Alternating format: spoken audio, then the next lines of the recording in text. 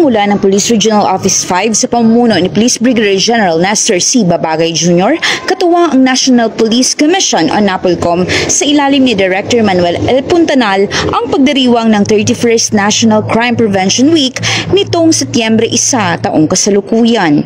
Tampok sa pagbubukas ng selebrasyon ang pagdalo ni Dr. Sherlyn S. Esplana, Pangulo ng Council of Deans for Criminal Justice Education bilang panauhing pandangal at tagapagsalita. Ang tema ngayong taon ay pinalakas na pamahalang lokal para sa ligtas na pamayanan, pagpapatibay ng mga programa sa pag-iwas sa krimen sa ilalim ng CSOP. Binibigyang diin ng temang ito na ang pagpigil sa krimen ay hindi lamang tungkulin ng mga alagad ng batas at pamahalaan, kundi responsibilidad ng bawat mamamayan. Ang NCPW ay layuning palalimin ang kamalayan ng publiko sa kahalagahan ng sama-samang pagkilos laban sa krimen.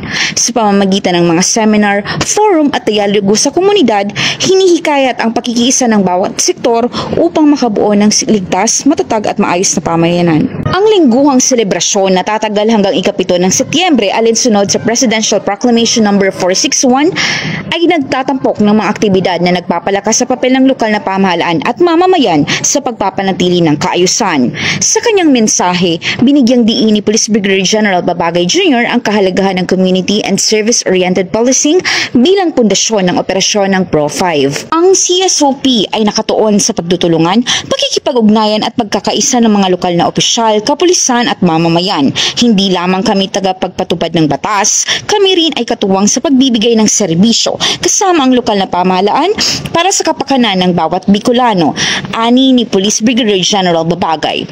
Tulad ng sinabi ni Sir Robert Peel, "The police are the public and the public are the police."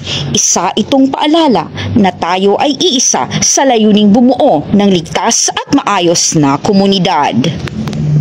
Mula dito sa Legazpi City, Albay, ako ang inyong PNN correspondent, Patrolwoman Jera de Duterte, alagad ng batas, taga-taguyod ng Balitang Pulis.